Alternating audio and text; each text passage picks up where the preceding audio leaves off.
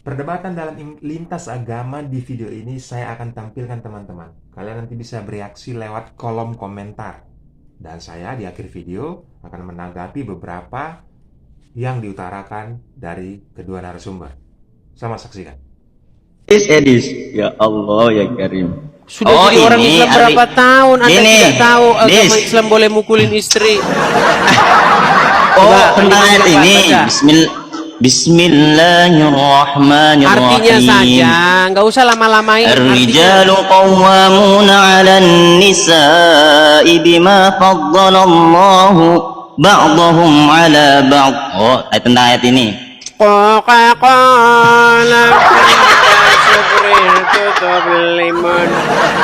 Panas ya didengar Al-Quran, guys.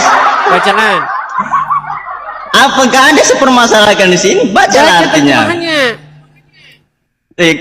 Saya nggak ada terjemahannya di sini. Saya kurang nggak ada terjemahannya. Pantesan Anda tidak pernah tahu isi Al-Quran.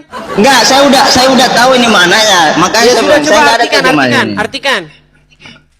Loh, kok baca aja artinya. Apa arti? Saya nggak ada permasalahan di ayat ini. Apa?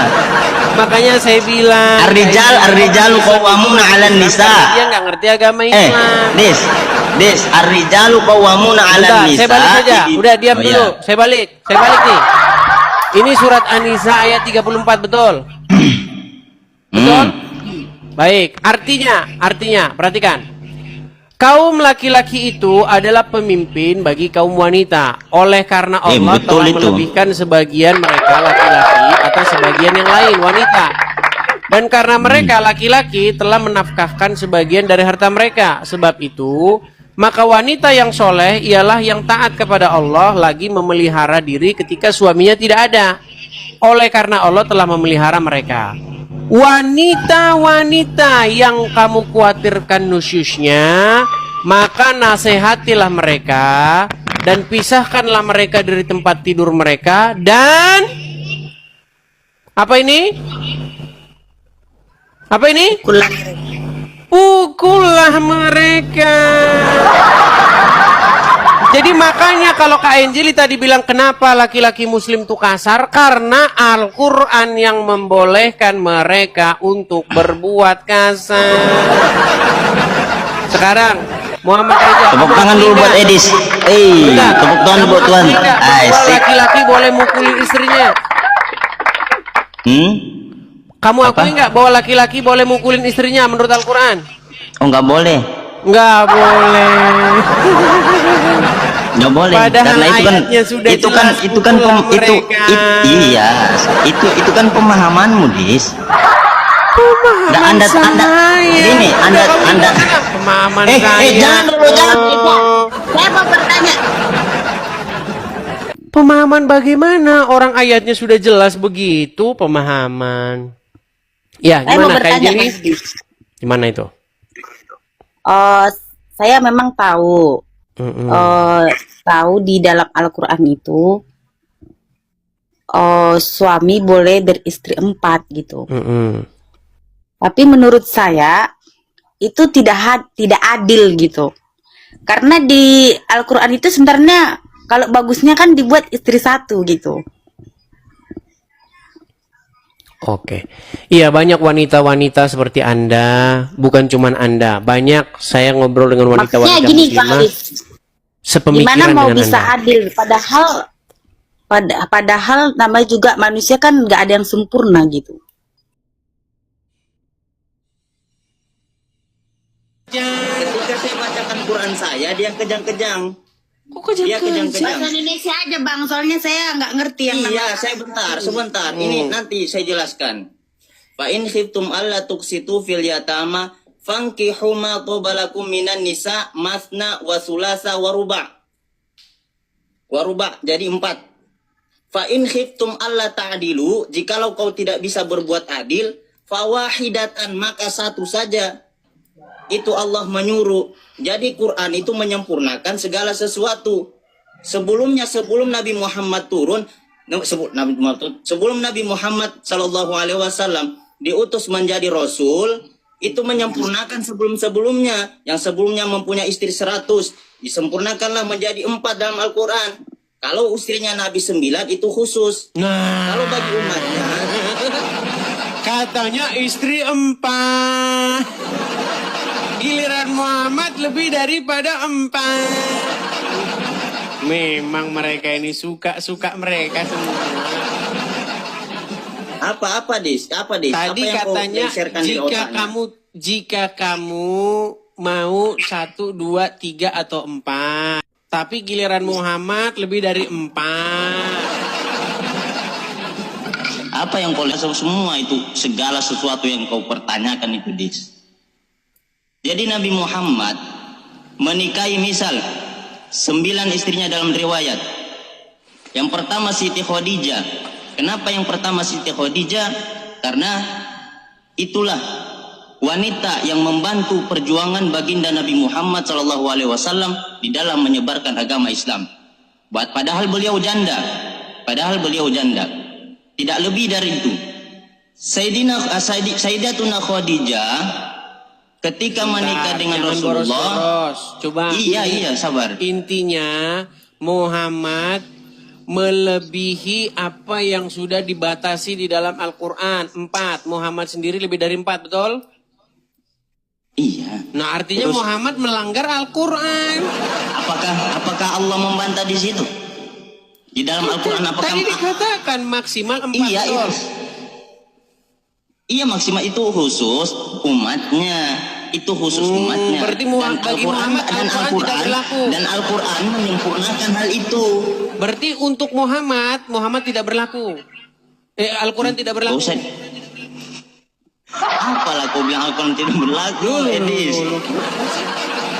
Tapi Bang, kalau menurut Edis, saya, biarpun saya Anjeli. Sebenarnya Edis ini udah Anjeli. Coba ganti. Iya, saya tahu. Kasih dia dulu. Anjeli.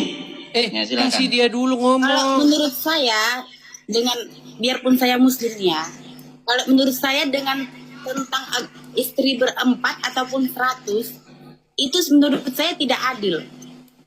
Apa tidak adil? Anda tahu nggak sejarah? Saya kasih tahu sejarah nenek moyangnya Yesus. Itu banyak istrinya. Kalau tidak banyak, apa kakek nenek moyangnya Yesus, maka Yesus tidak lahir dia. Kata siapa? Itu kan asumsi liarmu saja. Sejak kapan saya asumsi liar? Itu kan sudah dibahas Ustadz Yusuf PI sama kau. Ya, Kira saya nggak intinya nonton. itu kan hanya asumsi liarmu saja. Kalau menurut saya kan kalau di agama Kristen yang saya tahu itu cuma 1 istri. Gak ada yang namanya poligami. Tapi kalau di agama Muslim itu banyak kan poligami, karena kadang itu laki-laki yang nggak mampu tapi sosok mampu gitu. Nah, Ya udah jangan disalahin. Ya udah jangan disalahin Qur'annya dong. Salahin yang itu yang melakukan. berarti salah agama. Al-Quran kan sudah Disuruh dengan Al-Quran sudah kalian berdua. Al-Quran sudah memerintahkan. Sebentar, itu kecilin saja, nggak usah pakai seperti itu. Dengar, gini Muhammad Reza, kamu harus mengakui bahwa banyak wanita-wanita muslimah itu yang sudah memandang agama Islam itu agama yang tidak masuk akal. Ini saya kasih contoh. Saya juga pernah berdiskusi dengan seorang Iya muslimah. karena nggak pernah ibadah dia. Perhatikan ya, nih. Ini apakah muslimah setuju dengan Tanya poligami? Angel ini, berapa kali dia sholat di satu hari? Sebentar, aduh, ini kamu ngomong terus, dengar. Dengarkan ya, wanita ini bicara apa kepada saya nih, dengarkan nih. Berarti dia nggak sepakat dengan poligami. Enggak. Enggak. Aku bukan hidup di zaman Nabi.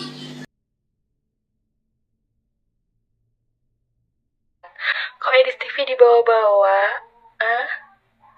Saya sebelum tahu ada live Edis TV, ya, saya itu memilih login ke sebelah. Karena dari hati saya banget astaga. Jadi Edis nggak usah disalahin. Bang Edis kan membuka fakta semua tentang hadis-hadisnya.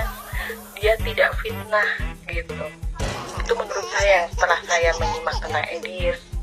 Ya, kok abang tiba-tiba bilang ini semua gara-gara Edis TV.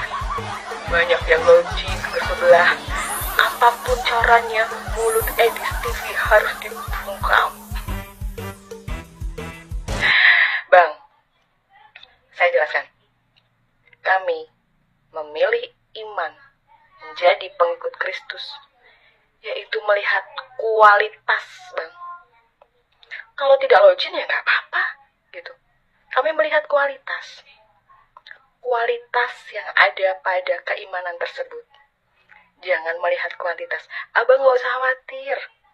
Agama Anda tuh masih banyak umat. Hanya saja mereka belum paham dan belum mengenal jadi pengikut Kristus ya. Dalam keimanan kami mereka belum kenal. Coba kalau sudah kenal, mereka pun bisa berpikir. Jadi nggak usah salahin Edis. Nah, jadi seperti itu teman-teman hasil perdebatannya teman-teman. Untuk kebenaran dari setiap ucapan yang disampaikan dari mereka ini perlu kalian telisik kembali. Lihat data di tempat kalian dan cocokkan teman-teman. Apabila ucapan itu benar, maka jadikan pelajaran dalam hidup kita. Dan apabila ada yang salah teman-teman, tulis di kolom komentar. Kalian perlu untuk mengoreksinya. Nah, sesimpel itu teman-teman. Jadi, lintas agama dalam metode debat ini secara online itu bisa kita ambil ilmunya yang penting. Seperti itu. Oke, sekian dulu videonya. Salam damai, salam kasih dari Terang Dunia.